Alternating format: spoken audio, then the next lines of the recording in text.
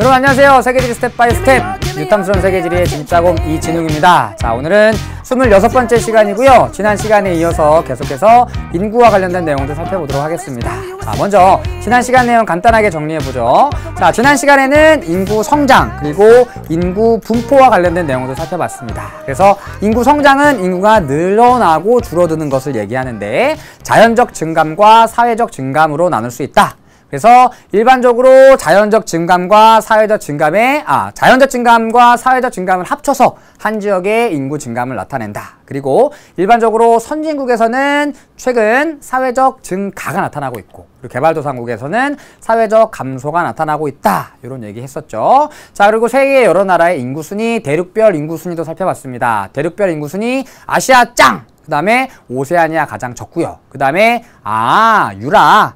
그래서 아프리카, 유럽, 라틴 아메리카이지만 앞으로 계속해서 시간이 지나면 아라유로 바뀔 것이다. 그래서 아시아, 아프리카, 라틴 아메리카, 유럽 순위 될 것이다. 여기까지 정리해 두시라고 말씀드렸습니다.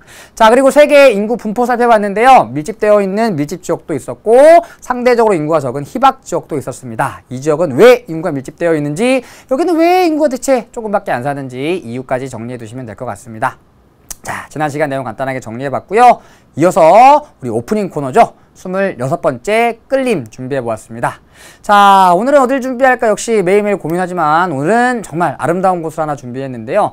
최근 우리 예전에는요, 신혼여행이라고 하면 막 저기 하와이, 그 다음에 뭐 코타키나발루, 뭐 발리 이런 데 많이 갔는데요. 최근엔 그런 데 많이 안 갑니다. 최근에 많이 가는 데가 뭐 저기 어디냐, 그 몰디브 있고요. 그 다음에 여기가 바로 핫플레이스로 떠오르고 있대요. 바로 뉴칼레도니아라고 하는 곳입니다. 여러분, 이 사진 혹시 아시나요? 예전에 한 드라마에서 소개가 되어서 엄청나게 화제가 되었던 곳입니다. 자, 오늘 26번째 끌림에서 소개해드릴 곳은 바로 뉴칼레도니아라고 하는 곳입니다. 자, 뉴질랜드와 호주 사이에 있는 뉴칼레도니아는요, 남태평양 군도에 있는 섬 중 세 번째로 큰 섬이면서 세계에서 가장 큰 삼호섬입니다. 프랑스의 영의 섬으로 프렌치 아일랜드라고도 불리며 지상 최고의 낙원이라고도 불리는 곳입니다. 1774년 영국 탐험가 제임스 쿡 선장이 최초로 유럽에 알리면서 자신의 고향 스코틀랜드의 로마 시대 명칭인 칼레도니아에 뉴를 붙여 뉴칼레도니아라고 명명했습니다. 국내에서는 한 드라마에 소개되면서 큰 인기를 얻기 시작했지만 국외에서는 이미 오래전부터 최고의 허니문 여행지로 각광받아왔습니다. 뉴칼레도니아는 오랜 기간 프랑스의 식민 지배를 받아 남태평양 문화와 유럽 문화가 뒤섞인 독특한 문화가 나타납니다. 또한 국토의 60% 이상이 유네스코 세계 자연유산에 등재되어 있을 정도로 아름다운 자연환경을 자랑하는 곳이기도 합니다. 자, 생물 다양성이 높은 곳이기도 한데요. 독특한 동식물들이 이곳에만 거주하고 있는 경우가 많이 있습니다. 게다가 언제나 봄 같은 온화한 날씨가 나타나서 사람이 거주하기에도 굉장히 좋은 곳입니다. 그래서 일본의 한 여류 작가는 자신의 소설에서 뉴칼레도니아를 지상낙원이라고 표현하기도 했습니다. 헬기를 타고 뉴칼레도니아의 여러 섬들을 둘러보면 아름다운 풍경에 빠지면서 왜 지상낙원이라고 불리는지 저절로 고개가 끄덕여지게 될 것입니다. 자, 뉴칼레도니아에서 꼭 가봐야 되는 섬 중에 하나가 소나무섬이란 뜻을 가진 일네팡섬입니다. 본섬에서 경비행기를 타고 20분 정도 가면 닿을 수 있는 이 섬은 햇빛을 받아 반짝이는 백색의 모래밭, 쪽빛 바다, 그리고 하늘로 쭉 뻗은 소나무 숲이 절경을 이루는 곳입니다. 일대팡에서도 가장 유명한 곳 중 하나는 오로베이 자연풀장입니다. 일대팡의 소나무 숲과 거대한 바위가 바다를 가로막아 자연스레 생긴 천연 풀장입니다. 25만 명의 뉴칼레도니아는 대다수가 거주하고 있는 누메아에 많은 사람들이 거주하고 있습니다. 낯설고도 흥미로운 프랑스 문화를 접할 수 있는 곳이기도 한데요. 인구 대비 요트 보유 1위 국가인 뉴칼레도니아답게 항구에 정박해 있는 수많은 요트 행렬은 그야말로 진풍경을 이루는 곳이기도 합니다. 자, 그래서 뉴칼레도니아는요, 아름다운 자연 환경과 함께 다양한 문화가 뒤섞여 있는 곳입니다. 그래서 프랑스 문화도 만나볼 수 있고요, 남태평양의 문화도 만나볼 수 있고, 두 개의 문화가 뒤섞여 있는 모습도 관찰해 볼 수가 있습니다. 특히나 경비행기를 타고 이 주변에 있는 수많은 섬들을 하늘에서 바라볼 수가 있는데요, 그 모습이 정말 너무나도 아름답다 그러더라고요. 그래서 신혼여행을 혹시 나중에 가시게 되면 뉴칼레도니아도 한번 고민해 보시기 바랍니다. 자, 그럼 뉴칼레도니아 소개해드렸고요. 오늘 지난 시간에 이어서 인구 관련된 내용 살펴볼게요. 자, 오늘은 크게 인구 구조 그리고 인구 문제까지 살펴보도록 하겠습니다. 가장 먼저 인구 구조 살펴보도록 하겠습니다. 자, 인구 구조는요, 한 나라의 인구가 어떻게 구성되어 있느냐라고 하는 겁니다. 연령별로는 어떻게, 또는 성별로는 어떻게, 산업별로는 어떻게 인구가 구성되어 있느냐, 그것을 인구 구조라고 얘기합니다. 당연히 선진국과 개발도상국에서는 서로 다른 인구 구조가 나타나는데요. 오늘은 연령별, 성별, 그리고 산업별 인구 구조를 선진국과 개발도상국으로 나누어서 비교해 보도록 할게요.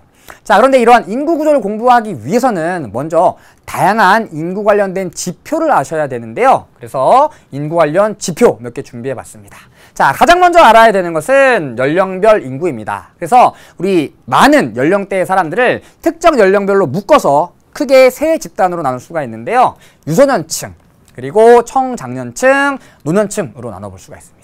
자, 일단 유소년층은요, 유아와 소년, 소년 합친 거죠. 그래서 14세 이하를 유소년층이라고 얘기합니다. 그리고 청장년층, 청년과 장년을 합친 겁니다. 그래서 15세부터 64세까지를 청장년층이라고 얘기합니다. 여러분도 여기에 속하고요. 저도 여기에 속하는 거죠. 우린 같은 세계, 위아 투게더. 우린 친구입니다. 제가 손해인가요? 어쨌든 15세, 여러분들과 저는 같은 층에 속한다는 거. 자, 다음 노년층은 64세보다 나이가 많은 65세 이상의 인구를 얘기합니다. 자, 그런데 유소년층, 청장년층, 노년층 중에서 주로 경제활동에 종사하면서 돈을 버는 연령층은 어떤 연령층일까요? 요 연령층이 되겠죠. 15세부터 64세까지. 그래서 우리는 청장년층을 일반적으로 경제활동 인구라고 부르기도 하고요. 이들이 다른 연령층을 부양하기 때문에, 쉽게 얘기하면 먹여 살리기 때문에 이 청장년층을 부양층이라고 부르기도 합니다. 자, 반면 유소년층과 노년층은 일반적으로 주로 이제 경제활동에 종사하지 않고 청장년층에 의해서 부양을 받는, 부양되어지는 연령층이기 때문에 유소년층과 노년층을 피부양층이라고 부릅니다. 피부양층.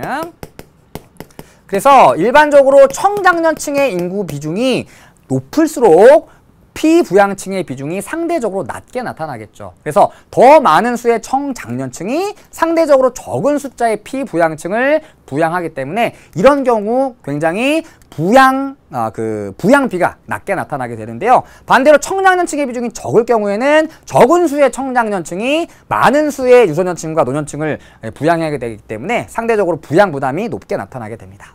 자, 다음 두 번째는 중위 연령 살펴볼게요. 우리 지난 시간에도 간단하게 언급했었는데요. 중위 연령은 특정 지역이나 국가 전체 인구를 연령 순으로 일렬로 세웠을 때 거기에서 중앙에 위치하는 사람의 연령을 중위 연령이라고 부릅니다. 그림으로 살펴보면 이렇게 됩니다. 자, 어린아이부터 유치원생, 그 다음에 고등학생, 그 다음에 직장인, 그리고 노년층까지 일렬로 쭉 세우는 거죠. 그때 정가운데 위치해 있는 사람의 연령, 그것을 중위 연령이라고 부릅니다.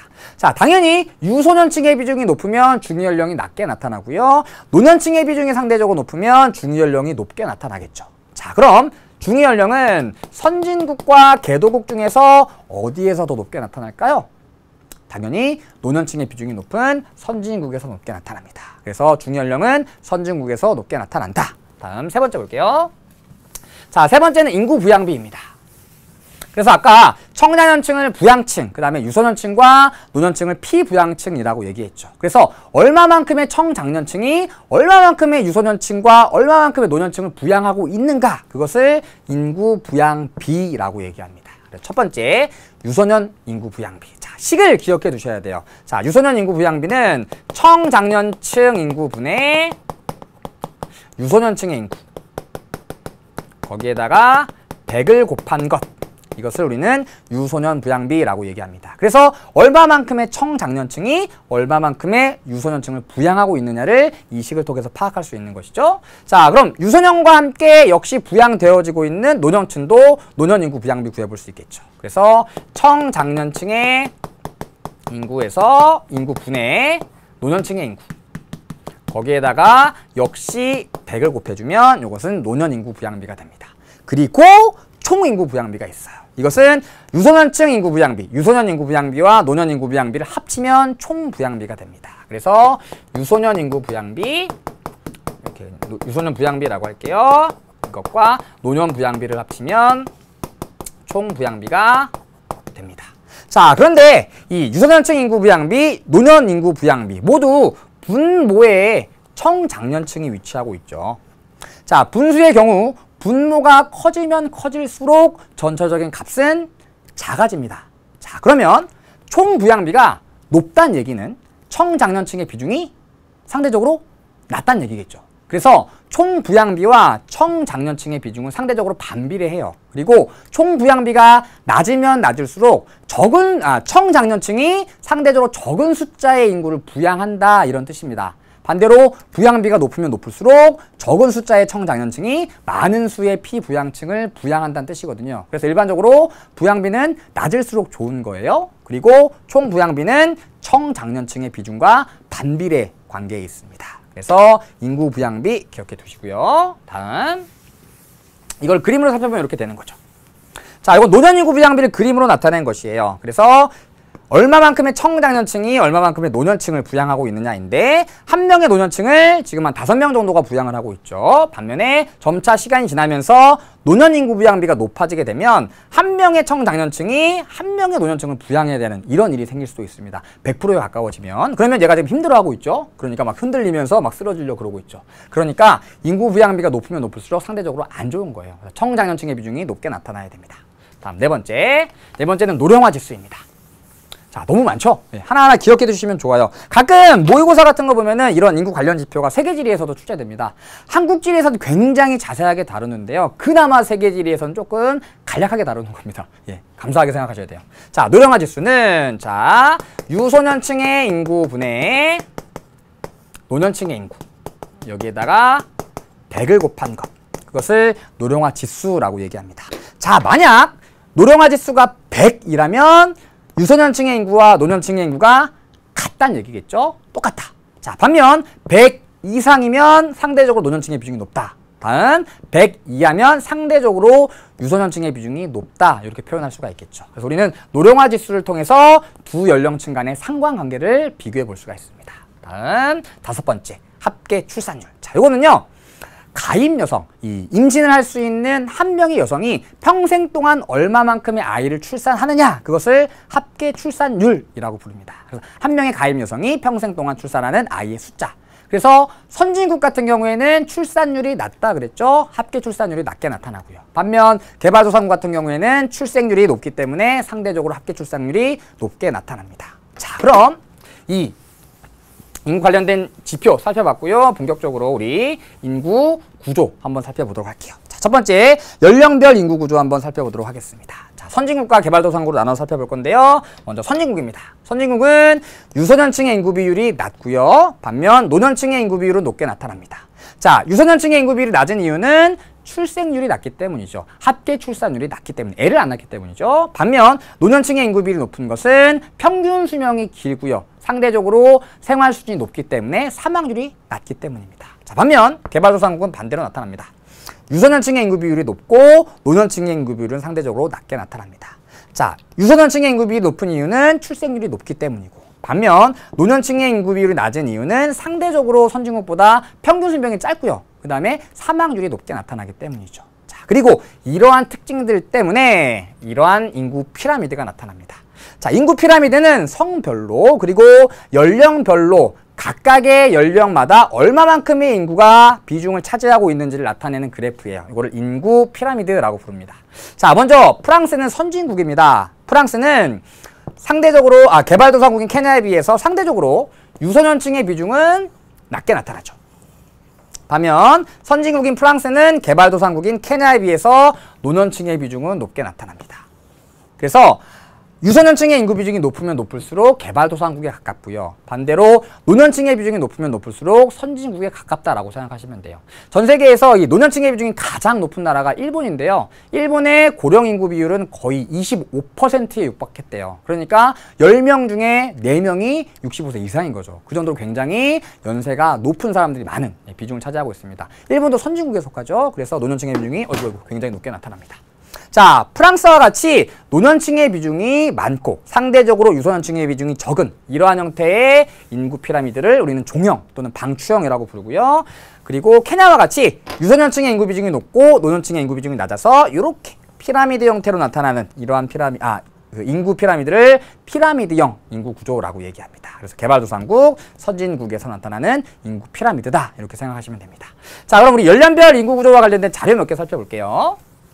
자, 먼저 중위 연령을 나타낸 세계 지도입니다. 자, 색깔이 진하면 진할수록 중위 연령이 높은 것이고요. 색깔이 옅으면 옅을수록 중위 연령이 낮은 것입니다. 자, 먼저 유럽 지역 살펴보죠. 유럽은 대부분의 국가에서 색깔이 굉장히 짙게 나타나죠. 선진국이기 때문에 중위 연령이 높은 것이고요. 반면 아프리카 보세요. 아프리카는 중위 연령이 굉장히 낮은데요. 중위 연령이 15세에서 20세 사이예요. 어마어마하게 낮은 거죠. 그만큼 출생률이 높아서 유소년층의 인구 비율이 높고요. 상대적으로 생활 수준이 낮기 때문에 사망률이 높아서 노년층의 비중이 적게 나타나는 겁니다. 유소년층이 많으니까 상대적으로 중위 연령이 낮게 나타나는 거죠. 그래서 아프리카 중위 연령 굉장히 낮게 나타나고요. 선진국인 유럽 그리고 일본 중위 연령이 40세 이상 엄청나게 진하게 나타나죠. 캐나다와 미국도 중위 연령이 높게 나타납니다. 그래서 선진국일수록 중위 연령이 높고 개발도상국, 저개발 국가일수록 중위 연령이 낮다. 이렇게 정리해 두시면 되고요. 자, 다음 자료. 이걸 그래프를 살펴보면 이렇게 되는 거죠. 자, 전 세계 평균은 하늘색이고요. 선진국은 전 세계 평균보다 훨씬 더 중위 연령이 높습니다. 반면 개발도상국은 전 세계 평균보다 중위 연령이 낮게 나타나고 있죠. 자, 다음 자료 봅시다. 자, 다음 자료는 전 세계의 합계 출산율을 나타낸 지도입니다. 자, 분홍색과 보라색으로 표시된 지역들은 합계 출산율이 높은 지역들입니다. 자, 여기 보세요. 아프리카 엄청나게 합계 출산율이 높게 나타나죠. 자, 반면 파란색, 하늘색으로 표시된 지역은 합계 출산율이 낮은 지역이에요. 유럽 합계 출산율 낮고요. 캐나다도 낮고요. 그 다음에 우리나라와 일본, 중국도 합계 출산율이 낮게 나타나죠. 자, 중국 같은 경우에는 최근에 어마어마한 산하 제한 정책을 실시하고 있습니다. 그래서 전반적으로 과거에 비해서 합계 출산율이 많이 낮아진 상태입니다. 그런데 아프리카는 여전히 합계 출산율이 엄청나게 높게 나타나죠. 자, 얘를 다시 그래프로 정리해보면 이렇게 나타납니다. 그래서 합계 출산율 전 세계 평균보다 선진국은 낮고요. 반면 개발도상국은 세계 평균보다 높게 나타나는 거죠. 그래서 중위 연령은 선진국에서 높고 합계 출산율은 개발도상국에서 높다. 반대라고 생각하시면 돼요. 자, 그리고 나라별 합계 출산율 살펴보면 니제르, 소말리아, 우간다 다 아프리카에 속해 있는 나라들입니다. 합계 출산율이 7.16명, 6.26명, 6.14명 엄청나게 한 명의 가임 여성이 7명, 6명 낳는 거예요. 엄청나게 많이 낳는 거죠. 우리나라 같은 경우에는 옛날에 이만큼 낳지만 지금은 많이 안 낳죠. 자, 그런데 평균이니까 어떤 사람은 막 10명 넘게 낳는 경우도 있는 겁니다. 왜냐하면 7명보다 적게 낳는 사람들이 있으니까. 자, 왜 이렇게 많이 낳냐면 일단 영아 사망률, 유아 사망률이 높습니다. 그래서 어린 나이에 죽는 아이들이 많아요. 그러다 보니까 상대적으로 아이를 많이 낳는 거죠. 그리고 이 아이들은, 이 나라들은 일반적으로 1차 산업에 종사하는 경우가 많아서 인구, 자식이 많으면 많을수록 이 아이들은 노동력으로 활용할 수가 있습니다. 막 일을 시킨다는 게 아니라 이제 가족들이 돈을 벌기 위해서 농사 짓고 고기 잡는데 이 아이들이 도와줄 수가 있다는 얘기죠. 그래서 여전히 많이 나는 거고요. 그리고 뭐 피임이라든지 이런 개념이 좀 적기 때문에 전반적으로 합계 출산이 높게 나타납니다. 반면 선진국에 속하는 프랑스, 미국 합계 출산율 낮게 나타나고요. 우리나라 1.23명입니다. 2011년 자료인데요. 전 세계에서 가장 낮은 곳에 위치한 나라가 바로 우리나라예요. 1.23명. 가장 낮은 곳에 위치하고 있죠. 엄청나게 아이를 안 낳는 나라입니다. 자, 다음.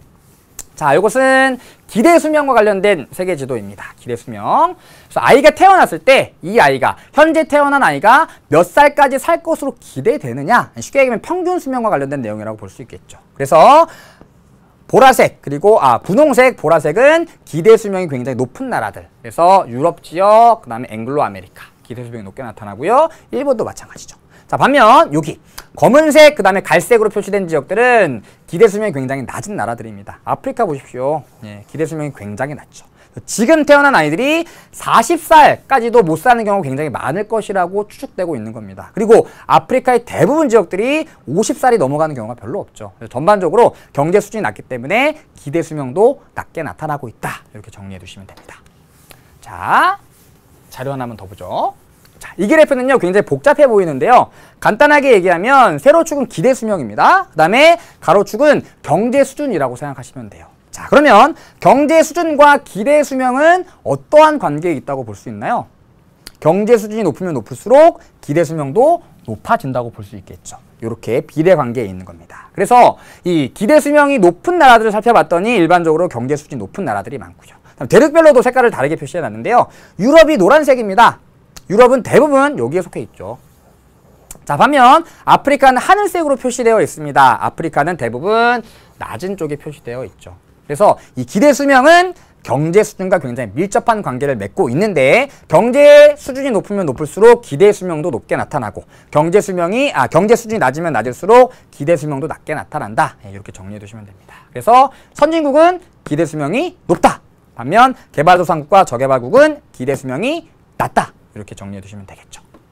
자, 여기까지 우리 연령별 인구 구조 살펴봤습니다. 그래서 중연령, 합계 출산율, 기대 수명, 선진국과 개발도상국으로 나누어서 정리해 두시면 될 것 같아요. 자, 다음 두 번째, 성별 인구 구조 살펴볼게요. 성별 인구 구조. 자, 일단 성비라고 하는 걸 알아야 되는데요. 성비는 여자 인구 100명당 남자 인구 수입니다. 그래서 여자가 기준이라는 거. 자, 여러분들 일반적으로 이 출생률과 사망률에서 변동이 많은 것은 남자들입니다. 술도 많이 먹고 담배도 많이 피고 운전도 많이 하고 좀 험한 일에 종사하는 경우가 많죠. 그래서 남자를 기준으로 하면 굉장히 복잡해져요. 그래서 상대적으로 인구수의 변동이 적은 여성 100명을 기준으로 남자의 수를 따지는 거예요. 그래서 100명이 넘어가면 여자보다 남자가 많은 거고, 반면에 100명이 안 되면, 그러니까 성비가 100이 안 되면 남자보다 여자가 많은 거겠죠. 자, 그래서 남초는 남자 초과 지역이라고 생각하시면 돼요. 무슨 얘기냐면 여자 인구 100명 기준으로 남자 인구수를 구했을 때 100이 넘어가는 지역들이란 얘기죠. 그럼 어떤 지역들이 있느냐? 먼저 중화공업이 발달한 지역들. 이런 이 중화공업 공작, 그러니까 중화공업에 종사하는 사람들은 굉장히 힘든 경우가 많죠. 그래서 여성 같은 경우에는 이런 중화공업에 종사하기가 조금 어렵습니다. 너무 힘들고 막 힘도 많이 써야 되는 일도 많기 때문에. 그다음에 건설업 발달 지역 역시 남자가 많은 지역이고요. 다음 외국인 근로자 유입이 많은 서남아시아 역시 남초 지역입니다. 성비가 100이 넘어가는 지역이죠. 그래서 지난 시간에 우리 카타르 살펴봤었죠. 인구 성장률이 어마어마했었는데요. 많은 사람들이 외부에서 들어오는 외국인 노동자들이라 그랬습니다. 그 사람들이 이제 대부분 건설업에 종사하는 사람들이거든요. 그래서 서남아시아에 외국인 근로자가 많이 들어오는데 주로 남자가 들어오는 거죠. 그래서 남초 지역이 되고요. 다음 세 번째, 유교적 전통 영향. 그래서 남아 선호 사상이 남아있는 중국 같은 경우에도 여전히 남초 현상이 나타나는 경우가 많아요. 다음 세 번째는 여초 지역입니다. 자, 여초는 남초와 반대겠죠. 여성 초과 지역이라고 생각하시면 되고요. 성비가 100 아래인 지역이라고 보시면 됩니다. 자, 그럼 어떤 지역이 있느냐? 첫 번째, 경공업 그리고 서비스업 발달 지역입니다. 자, 경공업은 약간 가발, 섬유, 신발 이런 것처럼 어떤 사람들의 섬세한 손길이 필요한 이런 공업들이 많습니다. 남자는 되게 투박하죠. 막 망치는 경우가 많은데요. 여자는 막 섬세한 손길로 막 이렇게 막 실 같은 거 막 꼬매고 막 맞추고 이렇기 때문에 경공업 발달 지역은 여성의 인구 비중이 높게 나타납니다. 그리고 서비스업. 여러분 학교에서 이런 얘기하면 그 남자들이 되게 싫어하는데요. 미용실 갔을 때 남자가 머리 감겨주는 거랑 여자가 머리 감겨주는 거랑 여자애들은 남자가 감겨주는 게 좋을 수도 있겠네요. 자, 일반적으로 서비스업에 종사하기에 유리한 성별은 여성인 경우가 많습니다. 뭔가 더 친절한 이미지이고 뭔가 좀 이렇게 아름답고 편한 이미지를 남자보다 좀 주게 되죠. 남자는 아무래도 여성보다는 조금 험악한 인상이 강한 경우가 많기 때문에 그래서 서비스업 발달 지역은 여성의 비율이 높게 나타납니다. 우리나라도 마찬가지예요. 다음 두 번째, 전쟁 내전의 영향으로 전쟁터에 나가서 남자들이 많이 죽게 되면 상대적으로 여성의 비율이 높아지게 되겠죠. 내전도 마찬가지고요. 아프리카 일부 국가에서는 남자들이 전쟁과 내전에서 많이 죽으면서 상대적으로 여성의 비율이 높은 여초 현상이 나타나기도 합니다. 자, 지도로 보죠. 자, 분홍색으로 표시된 지역은 여초 지역이고요. 파란색, 하늘색으로 표시된 지역은 남초 지역입니다. 자, 먼저 남초 지역부터 보죠. 아까 살펴봤었죠? 서남아시아 지역, 외국인 노동자의 유입이 많은 지역입니다. 특히 건설업에 종사하는 사람들이 서남아시아 지역으로 많이 몰려오고 있어서 남초 현상이 나타나고요. 유교 사상의 영향으로 역시 중국에서 남초 현상 나타납니다. 자, 그리고 이 경제 수준이 높은 나라들, 앵글로 아메리카, 유럽 이런 나라들은 대부분 여초 지역이죠. 자, 한 나라의 산업 구조는 1차 중심에서 2차 그리고 3차 중심으로 넘어가게 됩니다. 그래서 이런 선진국들 같은 경우에는 3차 산업의 비중이 높은 경우가 굉장히 많습니다. 아까 얘기했었죠? 3차 산업, 서비스업이 발달한 곳인 경우는 여자의 비율이 높다. 그래서 이러한 선진국들은 여초 지역인 경우가 많이 있다. 이렇게 살펴보시면 됩니다. 자, 그래프 하나 보죠. 자, 왼쪽은 아랍에미리트, 쿠웨이트, 오만입니다. 다 서남아시아에 위치하고 있죠. 남성이 많은 국가, 남초 지역입니다. 아랍에미리트는 성비가 무려 203이에요. 203. 여성이 100명일 때 남자가 203명이라는 얘기죠. 2배가 넘어갑니다. 자, 아랍에미리트 중에서도 두바이는 성비가 300 가까이가 된대요. 그만큼 많은 외국인 노동자가 들어오면서 남성과 여성 간의 성비 불균형이 일어나고 있죠. 결혼을 하고 싶은데 여자가 없는 거예요. 그래가지고 결혼을 못하는 남자들이 굉장히 늘어나고 있다 그래요. 자, 반면 에스토니아, 라트비아, 러시아 같은 지역은 여성이 많은 국가들인데요. 과거엔 전쟁을 통해서 남성이 죽은 경우가 많기 때문에 그렇습니다. 자, 다음 세 번째, 산업별 인구 구조까지 살펴보죠.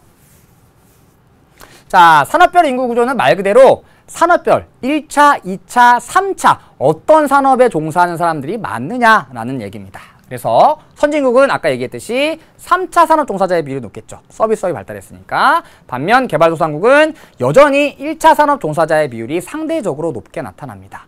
농림업. 자, 그래서 그래프를 보면 이렇게 나타나는 거죠. 자, 이 그래프를 삼각형 그래프라고도 부르는데요. 일단 이 그래프를 해석하는 방법을 아셔야 돼요.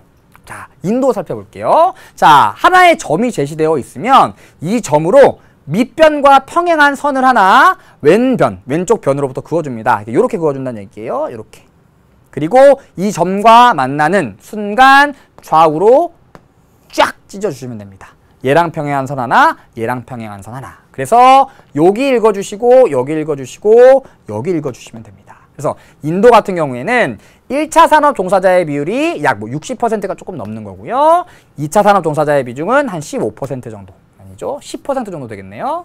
그 다음에 3차 산업 종사자의 비율이 30% 정도 되는 거죠. 그래서 인도는 1차 산업의 비중이 가장 높게 나타나는 겁니다. 자, 반면 미국 봅시다. 미국. 자, 미국은 지우죠. 미국은 여기서 평행한 직선을 그럼 이렇게 되고요. 그 다음에 갈라지면 이렇게 올라가고 이렇게 가게 되는 거죠. 미국은 1차 산업 종사자의 비중이 5도 되지 않죠. 5%도 안 되고요. 3차 산업 종사자의 비중이 80% 가까이 되고요. 그 다음에 2차 산업 종사자의 비중이 20% 정도 되는 겁니다. 자, 미국, 일본, 체코 이런 나라들은 전반적으로 체코는 아니고요. 미국, 일본은 선진국에 속하죠. 그래서 3차 산업의 비중이 높게 나타나고요. 자, 반면 인도네시아, 그 다음에 인도 이런 나라들은 전반적으로 1차 산업의 비중이 높게 나타난다. 이렇게 살펴보시면 됩니다. 자, 다음은 인구 문제 살펴보도록 하죠. 자, 인구 문제는 우리 선진국과 개발도상국으로 나눠서 살펴볼 건데요. 먼저 선진국부터 살펴볼게요. 선진국. 자, 선진국의 인구 문제는 크게 두 가지가 있는데요. 첫 번째 인구 문제는 저출산입니다. 아이를 안 낳는다는 얘기죠. 지난 시간에 얘기했었죠. 양육 부담. 그 다음에 가치관의 변화. 그 다음에 여성의 사회 진출이 늘어나면서 아이를 점점 낳지 않고 있습니다. 그래서 저출산 문제가 나타나고 있는 거죠. 자, 그럼 원인이 무엇이냐? 여성의 사회 진출이 증가하고 있고 가치관이 변화하고 있다. 다음 두 번째, 어떠한 영향을 주느냐? 경제활동 인구가 감소합니다. 왜냐하면 아이를 낳죠. 이 아이가 언젠가는 나이를 먹으면 청장년층이 될 것이고 청장년층은 경제활동 인구, 다시 얘기해서 부양층이 되잖아요. 부양층. 그런데 아이를 낳지 않으면 부양하는 경제활동 인구, 다시 얘기해서 청장년층의 인구가 줄어들게 되는 거죠. 그리고 경기가 침체되게 되고요. 그 다음에 인구 고령화가 가속화되는데요. 이거 조금 이따 다시 알아볼게요. 자, 그럼 대책! 어떤 대책을 마련할 수 있느냐? 자, 출산 장려금을 지원하고요. 제발 돈 좀 놔라. 돈 좀 놔라. 애를 낳아라. 돈 줄게. 그다음에 세제 혜택. 애 낳으면 세금을 깎아주고, 그다음에 뭐 자동차세 깎아주고, 그다음에 뭐 다양한 공공요금 깎아주는 이런 혜택도 있을 수 있고요. 보육시설. 이 맞벌이 가정 같은 경우에는 아이를 맡겨둘 곳이 없어서 아이를 안 낳는 경우가 많아요. 그래서 유치원 같은 거 만들어주고, 어린이집 같은 거 만들어주면서 제발 애를 낳아라라고 지원해줄 수 있는 거죠. 이러한 출산 장려 정책이 가장 성공한 나라가 바로 프랑스인데요. 프랑스 같은 경우에는 아이를 한 명 나면 엄청난 혜택이 기다리고 있대요. 그래서 일반적으로 선진국은 계속해서 출산율이 낮아지고 있는데 프랑스는 학계 출산율이 낮아지다가 최근에 다시 높아지고 있답니다. 출산 장려 정책이 성공을 거두고 있대요. 자, 다음 두 번째. 그래프 하나 보죠. 자, 이것도 우리 계속해서 얘기했던 내용인데요. 출생률과 1인당 GNI. GNI는 한 나라의 국민이 일정 기간 생산활동에 참여한 대가로 받은 소득의 합계를 얘기한대요. 쉽게 얘기하면 1인당 GNI가 높으면 잘 산다 이 얘기죠. 자, 그래서 잘 살면 잘 살수록 출생률은 낮게 나타난다. 최근에 선진국에서는 저출산 문제가 나타나고 있음을 알 수 있고요. 상대적으로 경제 수준이 낮은 나라들은 여전히 출생률이 높게 나타나고 있죠. 자, 다음 두 번째. 선진국에서 나타나는 두 번째 인구 문제는 고령화 문제입니다. 점차 노년층의 비중이 증가하고 있습니다. 자, 그럼 원인은 무엇이냐? 당연히 의료기술이 발달하고 생활수준이 향상되면서 평균 수명이 연장되고 있는 것. 자, 다음 두 번째. 요걸 좀 유념하셔야 되는데요.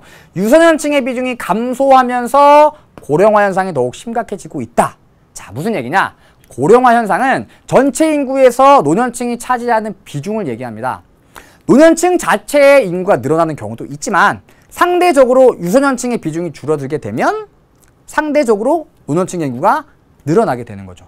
그래서 노년층 인구의 절대적인 증가도 있지만 유소년층의 인구가 줄어들면서 상대적으로 노년층의 비중이 늘어나고 있다는 얘기입니다.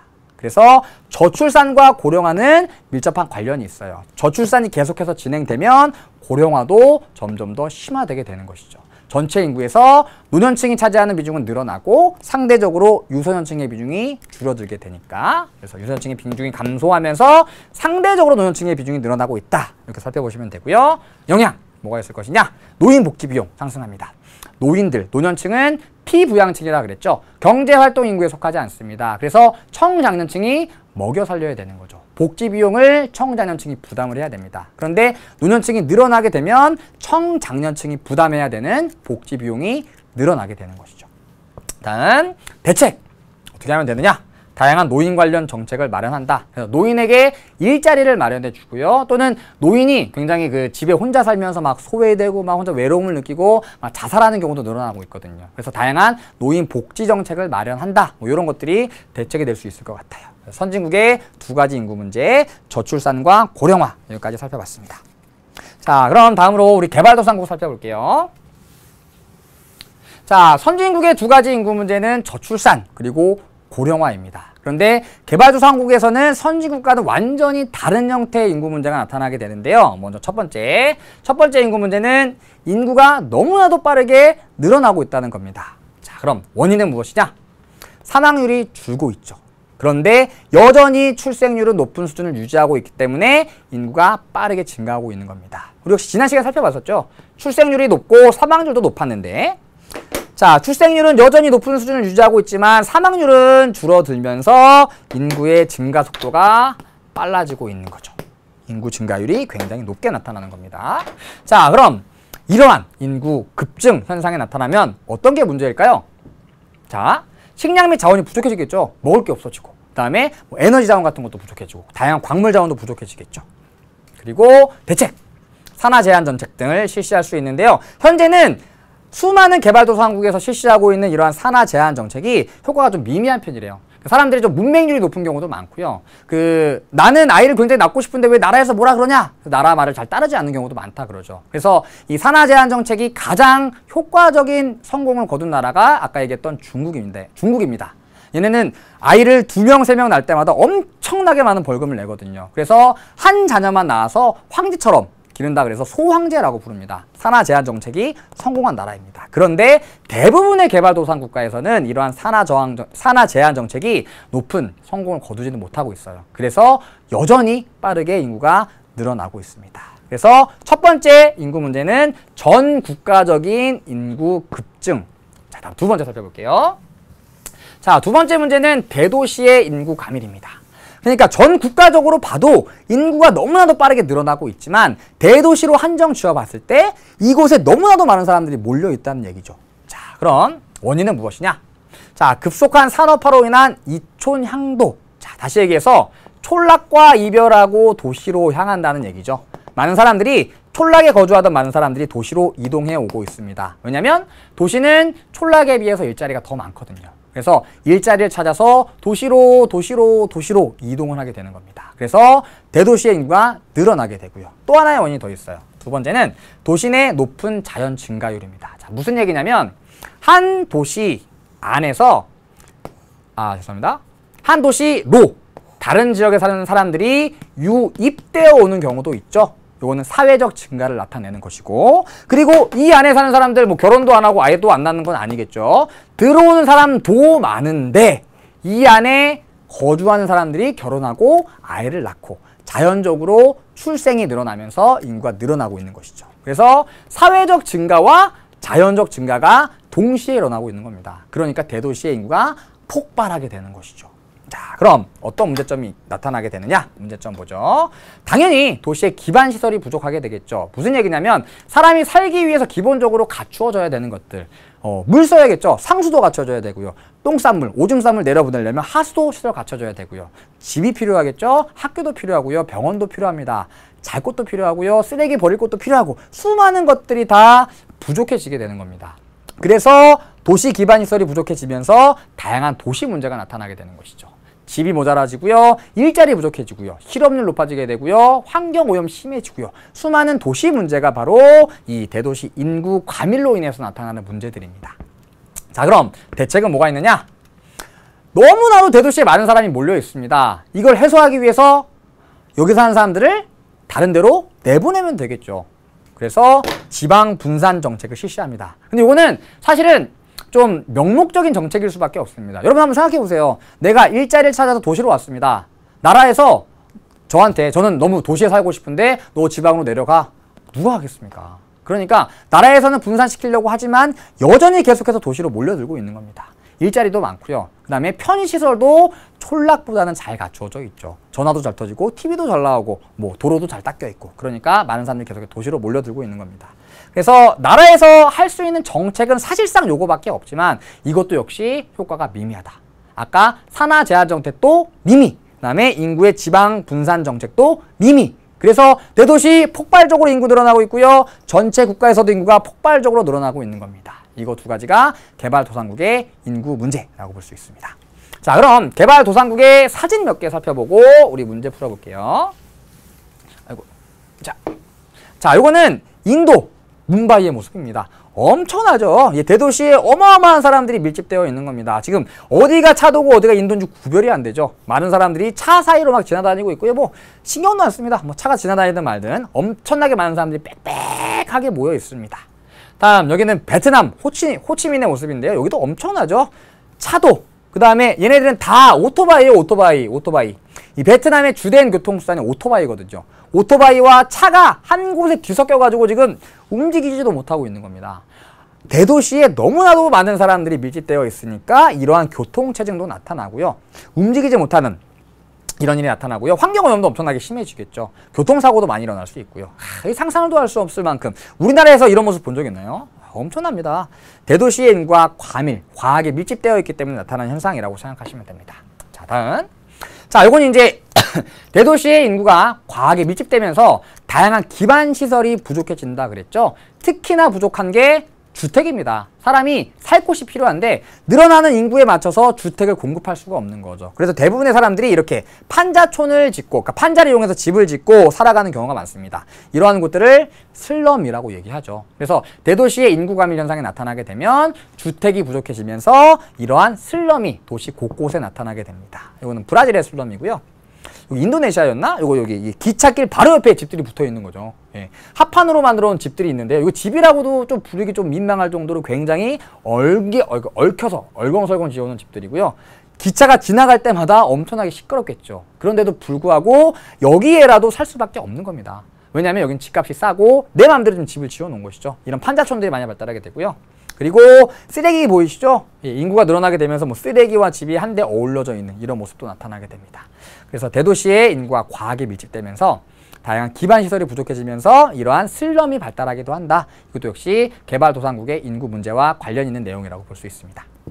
자, 오늘은 크게 인구 구조 그리고 인구 문제까지 살펴봤습니다. 자, 인구 구조는 연령별 인구 구조, 성별 인구 구조, 그리고 산업별 인구 구조까지 살펴봤었죠. 중요한 것은 선진국과 개발도상국에서 각각 인구 구조상에서 어떠한 특징을 갖고 있느냐. 예를 들어서 중위연령은 선진국에서 높게 나타나고 출산율은 개발도상국에서 높게 나타나고 그다음에 기대 수명은 선진국에서 높게 나타난다. 비교하면서 공부하시면 좋을 것 같고요. 다음 산업별 인구 구조는 개발도상국은 1차 산업의 비중이 상대적으로 높고 선진국은 3차 산업의 비중이 상대적으로 높다. 기억해 두시기 바랍니다. 다음 인구 문제 선진국 2가지, 개발도상국 2가지 정리해봤습니다. 선진국의 인구 문제 2가지, 저출산, 고령화. 그 다음에 개발도상국의 인구 문제 2가지, 인구 급증, 그리고 대도시 인구 과밀. 이렇게 2가지로 살펴볼 수가 있습니다. 자, 그럼 오늘 공부한 내용 토대로 어떤 내용들이, 어떠한 문제들이 출제되는지 문제 같이 풀어보도록 할게요. 첫 번째 문제입니다. 여러분 교재 143페이지에 스스로 풀어보기 2번 문제입니다. 자, 그래프는 가나 국가군의 연령별 인구 구조 변화와 변화 추이를 나타낸 것이래요. 이에 대한 분석으로 옳지 않은 것을 고르랍니다. 자, 그런데 아래쪽에 각주 달아줬네요. 가나 국가군은 선진국과 개발도상국 중 하나래요. 자, 그럼 가나 중에 어떤 것은 선진국, 어떤 것은 개발도상국이 되겠죠. 자, 일단 현재 2010년 한번 살펴봅시다. 자, 나는 상대적으로 65세 이상 인구, 노년층의 비중이 높게 나타나고요. 반면 나는 상대적으로 유소년층의 인구 비중이 높게 나타나죠. 자, 가는 고령층, 다시 얘기해서 65세 이상의 인구 비율이 높게 나타나니까 선진국이 되고요. 반면 유소년층의 비중이 높게 나타나고 노년층의 비중이 상대적으로 적은 나가 개발도상국이 됩니다. 자, 그럼 선지 한 번씩 읽어보죠. 자, 1번. 가는 선진국은 2050년에 노년 부양비가 유소년 부양비보다 높다. 자, 청장년층의 인구는 동일한데 노년층의 인구가 유소년층의 인구보다 더 많죠? 그러니까 노년 부양비가 유소년 부양비보다 더 높게 나타나겠죠. 왜냐하면 식이 똑같잖아요. 분모가 청장년층분의 노년층 곱하기 100, 그 다음에 청장년층분의 유소년층 역시 곱하기 100. 그런데 노년층의 인구 비중이 유소년층의 인구 비중보다 더 높게 나타나니까 얘가 더 크게 나타나는 거죠. 그래서 노년 부양비가 유소년 부양비보다 높다. 맞는 내용이고요. 다음 2번. 자, 나는 1950년보다 2050년에 노령화 지수가 높대요. 자, 노령화 지수 어떻게 표현했냐면 유소년층 인구분의 노년층의 인구, 거기에다가 100을 곱해준 것이라고 얘기했었죠. 자, 1950년과 2050년에 유소년층과 노년층을 비교해 주시면 돼요. 자, 그럼 1950년에 비해 2050년에는 유소년층의 비중이 줄어들었네요. 얘는 감소. 반면 노년층의 비중은 늘어났네요. 얘는 증가. 자, 그러면 전체적인 값은 늘어났겠죠. 그래서 나는 1950년보다 2050년에 노령화 지수가 높다. 맞는 내용이 되겠죠. 다음 3번 가볼게요. 자, 가는 나보다 2010년 중위 연령이 높다. 자, 이거는 그래프를 해석해 보지 않아도 선진국은 개발도상국보다 중위 연령이 높다는 사실을 알고 있으니까 당연히 맞는 내용을 알 수 있습니다. 자, 그런데 그래프를 굳이 해석해 보자면 2010년에 가는 나에 비해서 노년층의 인구 비중이 높고요. 반면 나는 가에 비해서 유소년층의 인구 비중이 높죠. 당연히 노년층의 인구 비중이 높은 선진국 가에서 중위 연령이 높게 나타날 것입니다. 맞는 내용이고요. 4번 보죠. 자, 4번. 나는 가보다 1950년 총 부양비가 높대요. 자, 우리 아까 요 얘기했었어요. 총 부양비는 노년 인구 부양비와 유소년 인구 부양비를 합친 것인데 분모가 청장년층 인구입니다. 그래서 총 부양비는 청장년층 인구 비중과 어떤 관계에 있다 그랬었죠? 반비례 관계에 있다 그랬죠. 자, 그럼 이 선지는 어떻게 바꿀 수 있냐면 이렇게 바꿀 수 있는 겁니다. 나는 가보다 1950년에 총 부양비가 높다. 자, 총 부양비가 높다는 얘기는 청장년층 인구 비중이 낮다는 얘기겠죠. 낮다. 자, 그럼 얘는 이렇게 바꿀 수 있는 거죠. 청장년층의 인구 비중이 낮다. 이렇게 얘기할 수 있는 겁니다. 그럼 비교해보죠. 자, 나는 1950년에 청장년층의 인구 비중이 이만큼이고요. 자, 반면 가는 1950년에 청장년층의 인구 비중이 이만큼입니다. 그럼 가와 나 중에서 청장년층의 인구 비중이 더 높은 쪽은 가가 되는 거죠. 자, 그럼 나는 가보다 청장년층 인구 비중이 낮다. 맞는 내용이 되는 거죠. 이거 조금 어려운 내용이에요. 자, 다음 마지막 5번 보죠. 가는 개발도상국, 나는 선진국에 해당한다. 엄청나게 허무하게 답이 나와버렸죠? 정답은 5번입니다. 얘가 선진국, 얘가 개발도상국이 되니까. 자, 어찌됐건 이 문제는요.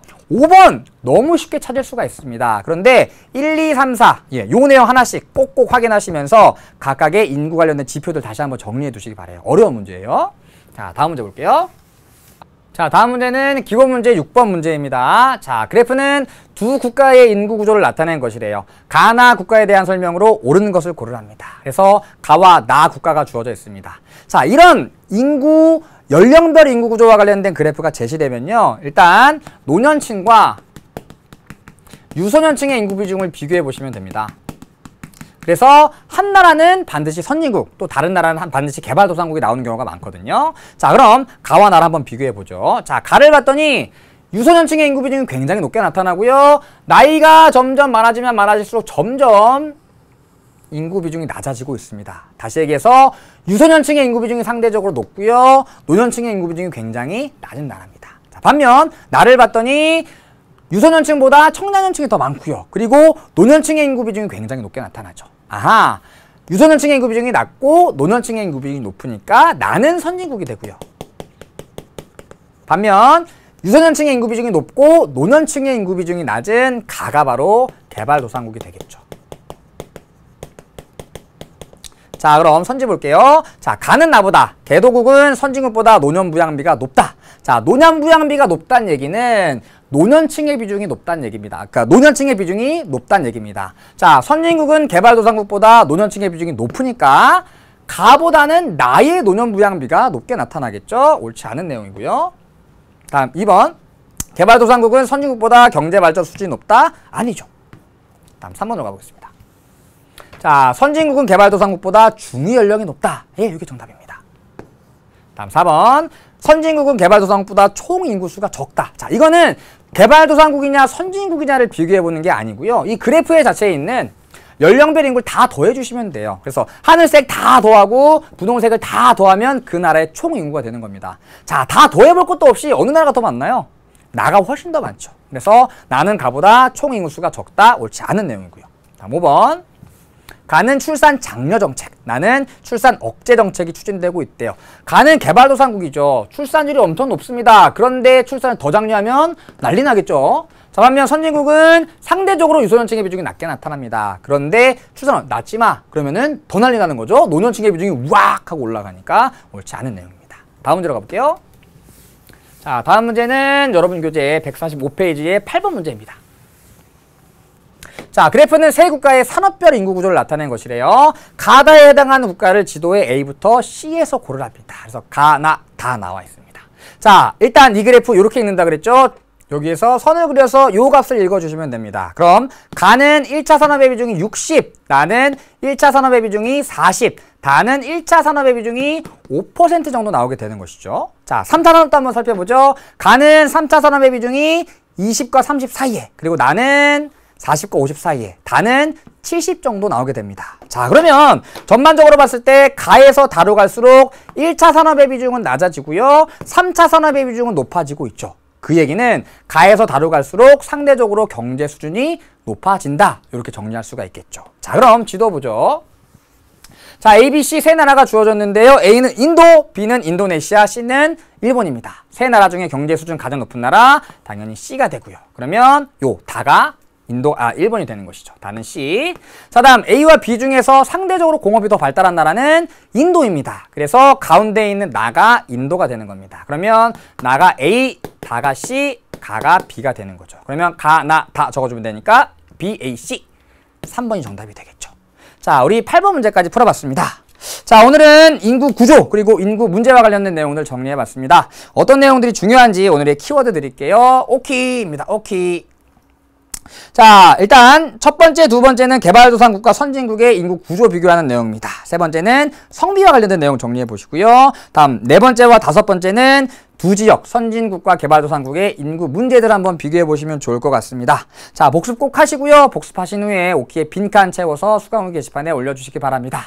자, 오늘도 고생 많으셨습니다. 오늘 인구 구조, 인구 문제 꼭 복습하시기 바라고요. 다음 시간에는 인구 이동과 관련된 내용도 살펴보도록 하겠습니다. 자, 오늘 복습 꼭 마치시고요. 다음 시간에 더 좋은 강의로 찾아오겠습니다. 다음 시간에 만나요. 안녕.